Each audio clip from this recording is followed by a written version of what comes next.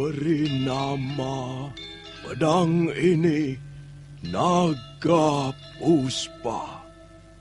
Selamatkan dia. Jangan sampai jatuh ke tangan pendekar berwatak jahat.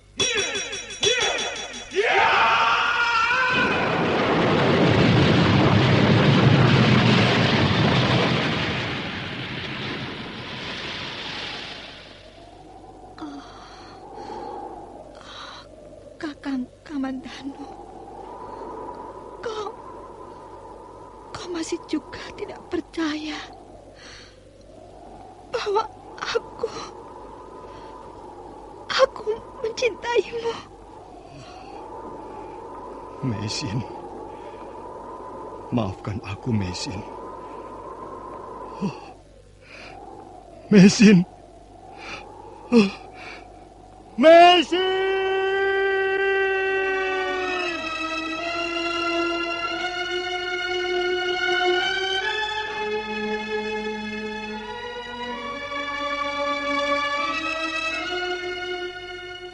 Tutur Tinula.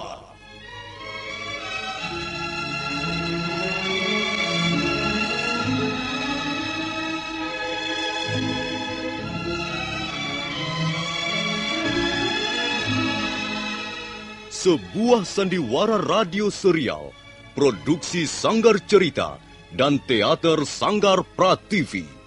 Sebuah kisah dengan latar belakang sejarah runtuhnya Singasari dan berdirinya Kerajaan Majapahit.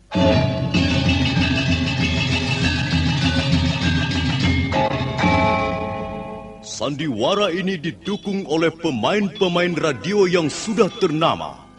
Ferry Fadli, Ivone Rose, dan Eli Ermawati.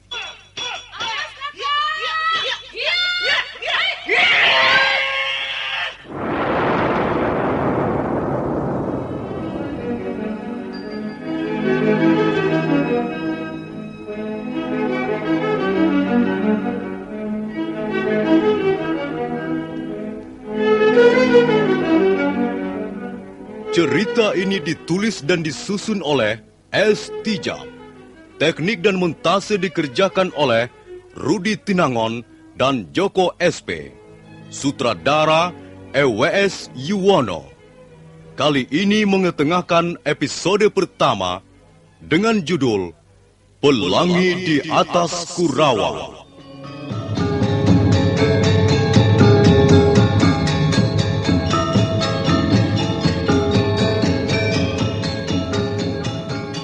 Dalam seri yang ketujuh ini didukung oleh para pemain Ferry Fadli sebagai Arya Kamandanu, M. Abud sebagai Arya Dwi Pangga, Eli Panca sebagai Nyi Rongkot, Kasdu Dewa sebagai Dipangkara Dasa, Eni Budiono sebagai Parwati, Yuli sebagai Palastri, Lili Nur Indasari sebagai Nari Rate, Nusri pembawa cerita. Selamat menikmati. Wanita tua yang sabar itu telah mengobatinya dengan ramuan daunan yang ditumbuk halus, lalu diborehkan ke atas luka. Pagi itu, Arya Kamandanu sudah bangun dan nampak lebih segar. Baru saja dia menyelesaikan sarapan bubur santan, ketika Arya Dwi Pangga mengajaknya bicara tentang Nari Rati. Adi Kamandanu, kelihatannya gadis Manguntur itu amat berkesan di hatimu. Bagaimana Kakang tahu? Tentu saja aku tahu. Bi Rongkot juga mendengar ketika kau mengigau, memanggil-manggil nama gadis itu. Sudahlah Kakang Dwi Pangga. Jangan mengajakku bicara soal itu. Kau mencintainya bukan? Kau sangat mencintainya kan? Kakang Dwi Pangga, aku tak mau bicara soal itu. Adi Kamandanu, aku adalah Arya Dwi Pangga, putra Empu Hanggareksa kakakmu sendiri. Aku bermaksud baik. Mengapa kau tidak bersikap terbuka padaku? Ini adalah persoalan pribadiku, Kakang. Untuk apa Kakang masuk ke dalamnya? Jadi kau tidak percaya pada saudara tuamu sendiri? Aku bisa menyelesaikan persoalanku sendiri. Baiklah, aku tidak akan memaksa. Tapi ketahuilah, persoalan wanita sangatlah rumit. Bagi yang belum berpengalaman, menghadapi wanita sama halnya dengan menghadapi Fata Morgana. Menghadapi suatu misteri kehidupan yang penuh kabut rahasia. Kau bisa melihatnya, tapi tidak bakal bisa menjamahnya. Dia seperti duduk di balik kaca yang bening. Dia tersenyum padamu. Tapi ketika kau berusaha memeluknya, maka kau akan membentur kaca itu. Aku memang tidak mempunyai pengalaman soal wanita, Kakang. Nah, untuk memecahkan persoalanmu itu, kau membutuhkan seseorang yang mengerti tentang wanita. Kecuali kau ingin Narirati pergi dari sisimu untuk selama-lamanya. Aku malu, Kakang. Mengapa menghadapi persoalan remeh seperti ini harus minta tolong pada orang lain? Mengapa tidak bisa mengatasi sendiri? Adik Kamandanu, kau keliru. Persoalan wanita bukan persoalan yang remeh. Baiklah, dengar. Aku akan bacakan satu bait syair yang ikut mengubah jalannya sejarah pemerintahan di Tumapel. Kerling matamu lebih dahsyat dari gelombang 7 samudera, dan senyummu sanggup menggetarkan seluruh isi dunia. Apa artinya si Arok anak desa? Kau tahu Adik Kamandanu, syair itu akhirnya dapat menjadi awal dari sejarah perjuangan Ken Arok, anak dari desa Pungkur, untuk merebut kekuasaan dari tangan Tunggul Ametung. Arok menjadi besar karena wanita, dan akhirnya dia terguling dari tahta juga karena wanita. Nah, ada satu lagi bait syair yang senada. Syair ini pun ikut mengubah jalannya sejarah pemerintahan di Kediri pada tahun 1222. Syair ini diucapkan oleh Prabu Kertajaya atau Dandang Gendis, yang waktu itu sedang tergila-gila oleh kecantikan seorang wanita yang bernama Dewi Amisani. Dengarkan. Amisani, kau adalah matahari pagi yang selalu menghangatkan ranjangku. Kediri akan membeku jika kau berpaling dariku. Nah, sebuah syair yang sederhana bukan? Tapi ingat, karena syair itulah maka para pendeta, para pemuka kerajaan lalu bergabung dengan Tumapel. Dan akhirnya, Kertajaya dan bala tentaranya dihancurkan di desa Ganter. Dengan demikian, Dandang Gendis telah menjadi korban tali asmaranya bersama Dewi Amisani. Nah, apa sekarang kau masih menganggap bahwa persoalan wanita adalah persoalan yang remeh? Ingat, Adik Kamandanu, separuh dari bagian dunia ini menjadi milik wanita. Baiklah, Kakang Dwi Pangga. Aku percaya padamu. Aku akan menceritakan persoalan yang kuhadapi dengan Narirati.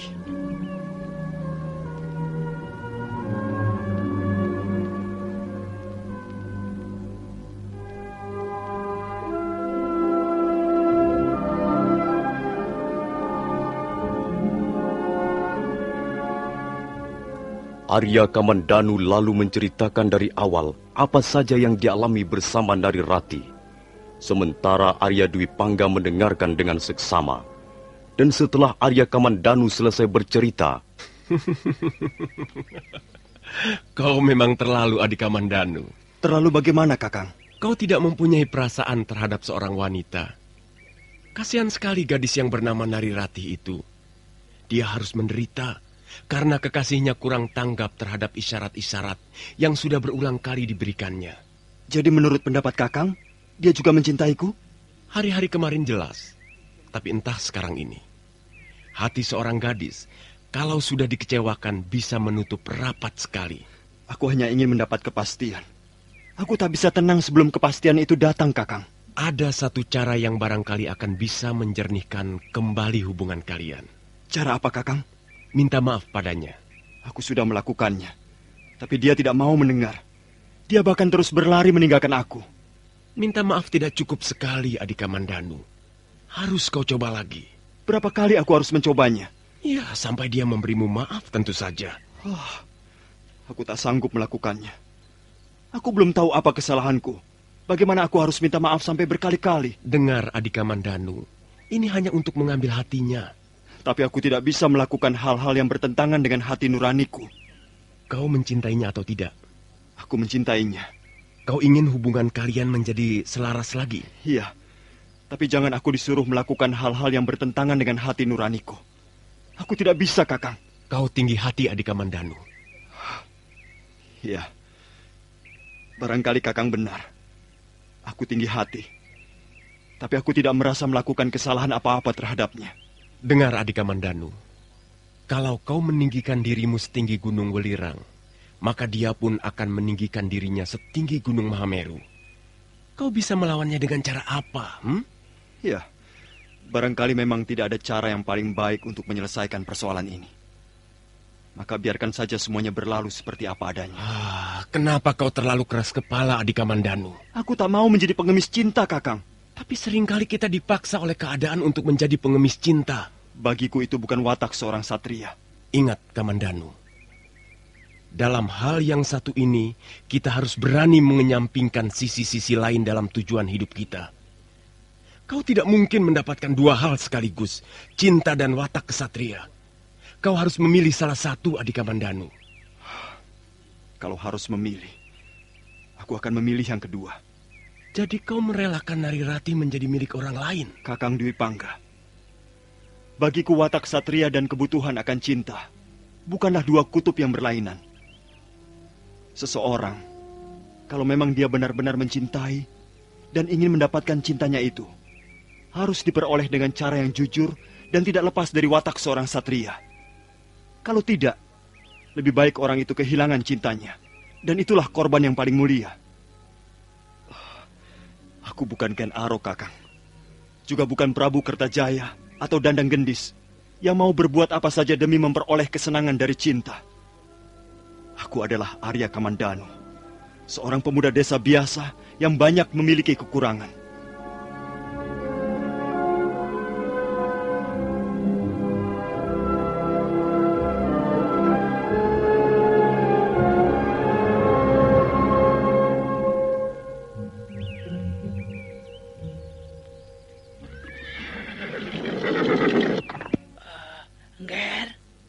Mau kemana, Ngger Dwi Pangga? Aku mau pergi sebentar, Birongkot. Ngger, itu ada orang menunggu Angger Dwi Pangga. Siapa, Bi? Bibi tidak tahu namanya. Tapi jelas bukan orang desa Kurawan. Sebaiknya Angger temui dulu di ruangan depan. Sudah sejak tadi dia menunggu Angger Dwi Pangga. Biar saja, Bi. Aku akan ada perlu. Tapi Ngger, Katakan saja aku pergi. Kalau memang dia ada keperluan, suruh saja kembali nanti sore. Angger Dwi Pangga ini bagaimana? Disuruh menemui sebentar saja, kok tidak mau. Nanti kalau dia marah, aku yang bisa-bisa ketiban pulung.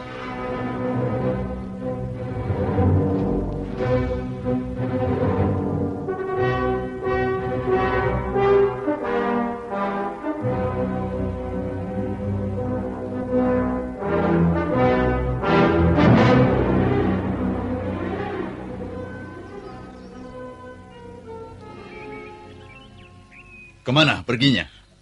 Saya tidak tahu, tapi Angger Dwi Pangga berpesan, kalau memang Tuan ada keperluan penting, disuruh kembali saja nanti sore. Enak saja. Rumahku tuh mangkar, jauh dari sini. Aku tidak bisa mondar-mandir ke Kurawan seperti pergi ke sumur di belakang rumahku. Maaf, Tuan.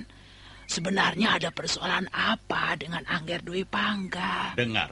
Dengar baik-baik. Namaku Dipangkaradasa. Aku mempunyai seorang anak gadis. Nah, dia ini anakku. Namanya Parwati. Aku datang ke Kurawan demi membela anakku. Lalu ada persoalan apa? Ketahuilah, anak majikanmu itu, si Dwi Pangga itu, sudah berani mempermainkan Parwati anakku. Maka aku akan memberinya pelajaran yang berharga untuknya. Kalau saja tidak ingat bahwa Empu Hanggareksa adalah orang terpandang di Kurawan ini. Anak begajulan itu sudah ku remas-remas. Sudah ku buat babak belur. Jangan, Ayah. Jangan. Hah? Kok jangan? Jangan bagaimana? Bukankah anak itu sudah berani kurang ajar padamu? Tapi, Ayah. Kakang Dwi Pangga, jangan diapa-apakan.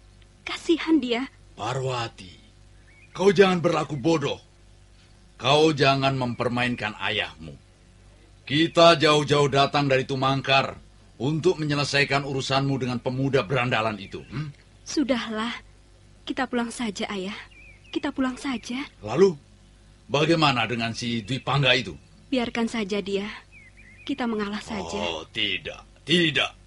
Kita tidak boleh mengalah begitu saja. Baik, kita pulang sekarang. Tetapi bukan berarti kita sudi mengalah. Aku akan mengurus perkara ini sampai tuntas. Hei, katakan pada anak majikanmu itu. Aku di Pangkaradasa akan kembali lagi. Iya, Tuan.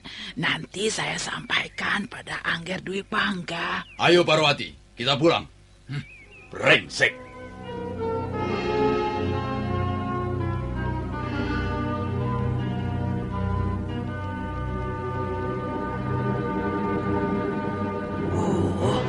Lagi-lagi urusan perempuan. Angger Dwi Pangga memang keterlaluan. Dulu ada janda kembang dari Mameling.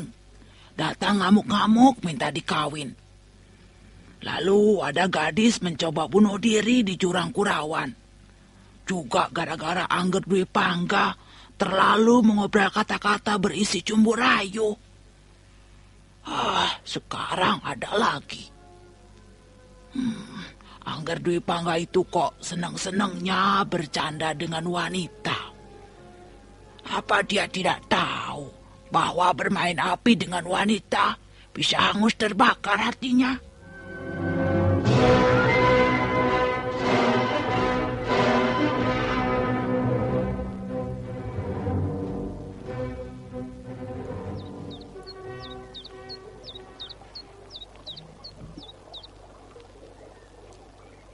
Kubuka daun jendela dan terbentang malam yang indah, dihiasi candra kartika. Di bulan Waisak ini, 10 kali aku melewati pintu rumahmu yang masih rapat terkunci dari dalam. Kapan kau buka, wahai Sang Dewi Puspa? Indah sekali bunyi sair ini, Ratih. Iya, aku juga tidak menduga bahwa Kakang Kamandanu bisa menulis syair seindah ini. Dan kau sudah membalasnya? Belum. Kau harus segera membalas atau menanggapinya, Ratih. Terlihat jelas bahwa dia sangat menyesal dan ingin kembali menyambung tali asmara denganmu. Palastri, aku masih sakit hati. Kau tak ingin burung gagak itu berpaling pada daging lain yang empuk dan lezat? Jangan tinggi hati, Ratih. Ada pepatah mengatakan bahwa wanita itu berdiri di antara 2 bibir sumur. Kalau dia bertahan tak mau tundukkan wajah, dia tak bakal melihat air. Tapi kalau dia terus-menerus tundukkan wajah, dia bisa terjerumus ke dalam sumur itu. Nah, jadilah wanita yang bijak. Jangan tinggi hati, tapi juga jangan terlalu merendah di depan laki-laki.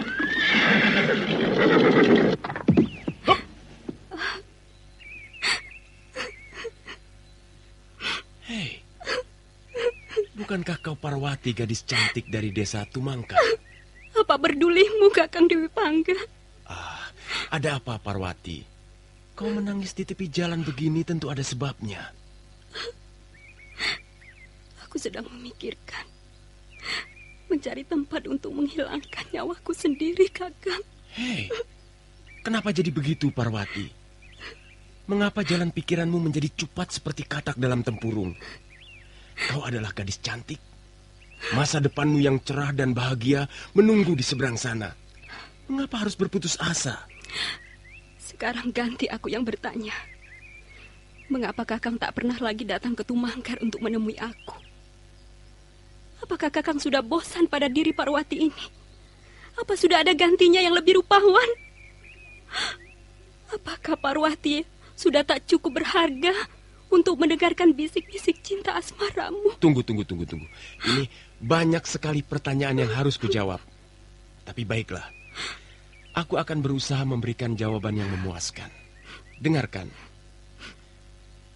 Sekuntum cempaka sedang mekar di Taman Sari Desa Tumangkar. Kelopaknya indah tersenyum segar. Kan kupetik cempaka itu untuk kubawa tidur malam nanti. Dusta! Kau dusta! Parwati, Siapa yang kau maksudkan dengan cempaka itu? kaulah cempaka itu. Aku tidak percaya. Bagaimana aku harus membuatmu percaya, Parwati? Kau tidak sudi memberi kesempatan padaku untuk memetik kembang cempaka itu. Apakah Kakang Dewi Pangga benar-benar ingin memetik cempaka itu? Dengar, Parwati. Aku tidak akan membiarkan cempaka itu mekar dengan sia-sia dan akhirnya gugur ke bumi. Biarkan saja dia gugur ke bumi. Apa pedulimu? Aku bukanlah manusia yang kejam seperti itu, Parwati. Aku bisa menghargai keindahan. Hanya mereka yang berhati batu akan sampai hati berbuat seperti itu. Kau tidak perlu ragu-ragu, Parwati. Kalau selama ini aku tidak pernah singgah di Tumangkar, itu hanya karena kesibukan yang tidak bisa kutinggalkan. Sayang sekali. Kakang Dewi Pangga sekarang tak mungkin memetik cempaka itu. Sudah terlambat. Hei, mengapa? Apa maksudmu, Parwati? Dengar, Kakang Dewi Pangga. Cempaka yang akan Kakang petik itu sekarang sudah ditumbuhi duri-duri yang tajam. Seperti tajamnya pisau ini. Iya! Parwati, tunggu! Aku benci padamu. Aku benci padamu, Kakang Dewi Pangga. Aku benci. Iya! Jangan, Parwati. Jangan. Hentikan, Parwati. Hentikan. Tahan. Parwati. Kakang. Kau terluka, Kakang. Maafkan aku, Kakang. Maafkan aku. Sudahlah. Hanya luka kecil. Untung aku segera menghindar. Kalau saja ujung pisau itu menembus jantungku, tak akan ada lagi Arya Dwi Pangga sekarang ini. Maafkan aku, Kakang. Maafkan aku. Aku kesal. Aku benci sekali padamu. Tapi bukan maksudku membuatmu terluka begini. Maafkan aku, Kakang. Mulai sekarang, jangan lagi datang ke rumahku. Mengapa, Parwati? Parwati! Parwati, tunggu! Aku tak ingin ayahku mencabut pedangnya dan membunuhmu, Kakang Dwi Pangga. Dasa yang terkenal buas seperti singa lapar itu sudah mengetahui hubungannya dengan anak gadisnya. Arya Dwi Pangga sambil memejit luka di pundaknya yang masih meneteskan darah, bangkit menuju kudanya. Kemudian dia naik ke atas punggung hewan itu dan menyusul Parwati ke desa Tumangkar. Nah, para pendengar sekalian, bagaimana kelanjutan kisah ini? Apakah yang akan dialami Arya Dwi Pangga di desa Tumangkar? Silahkan mengikuti seri berikutnya. Sampai jumpa.